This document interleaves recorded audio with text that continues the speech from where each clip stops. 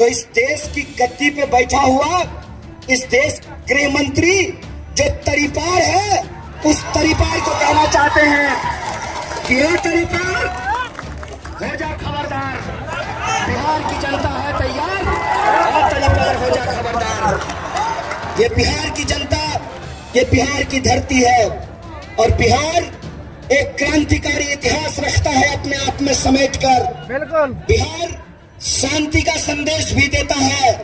बिहार जहां बुद्ध और महावीर की धरती है, गुरु गोविंद सिंह की धरती है, वहीं क्रांति की भी संदेश देता है। ये जेपी की भी धरती है। इसीलिए इस सरकार को हम कहना चाहते हैं कि यह सरकार, तुम कहते हो कि तुम 1 इंच पीछे नहीं हटोगे। आप तमाम लोग अगर हमारा साथ देने के लिए तैयार हैं तो 1 इंच क्या, हम इनको वहीं पहुंचा देंगे जहां इनका दोस्त मेहुल चौकसी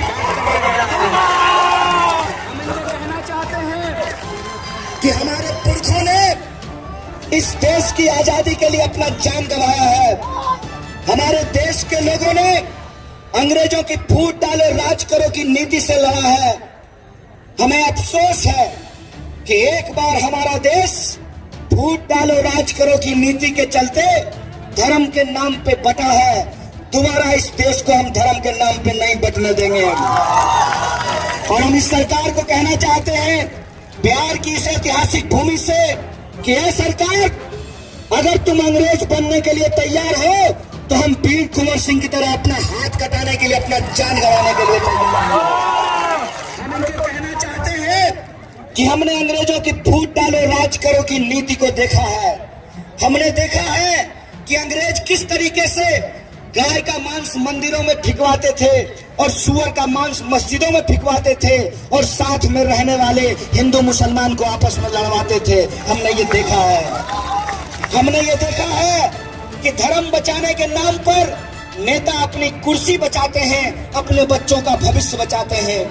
अगर वो अपने बच्चों का भविष्य बचा रहे हैं, अपनी कुर्सी बचा रहे हैं, तो हम भी अपने भारतीय होने का वजूद बचाएंगे, अपने बच्चों का भविष्य बचाएंगे। अगर वो अंग्रेजों की फूट डालो राज करो की नीति पर चलने के लिए तैयार हैं, अगर वो अशफाक उल्लाह खान और राम प्रसाद बिस्मिल की दोस्ती को तोड़ने के लिए तैयार हैं, तो हम सरकार को कह देना चाहते हैं कि यह सरकार, तुम अंग्रेज बनोगे तो हम अशफाक और बिस्मिल की तरह फांसी के फंदे को चूमने के लिए तैयार हैं।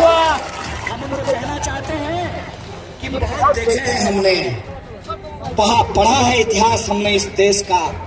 हमने देखा है कि हमारी मिट्टी और हमारी संस्कृति की खुशबू क्या है। हम जानते हैं कि इस देश में जब जब धर्म के नाम पे लोगों को लड़ाया जाता है, तब तब उसके पीछे एक बड़ी साजिश होती है। और बड़ी साजिश क्या है?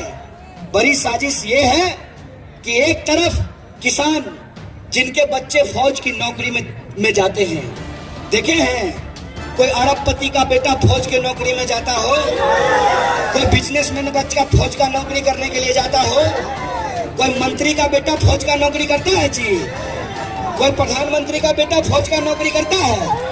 हमारे आपके घर के गरीब के बच्चे जाकर के इस देश की सेवा करते हैं, -27 डिग्री और 30 डिग्री में बैठ करके इस देश की सेवा करते हैं। एक तरफ उनके बच्चे शहीद हो रहे हैं सीमाओं पर और पिताजी जान गंवा रहे हैं खेतों में। हमको ये समझना पड़ेगा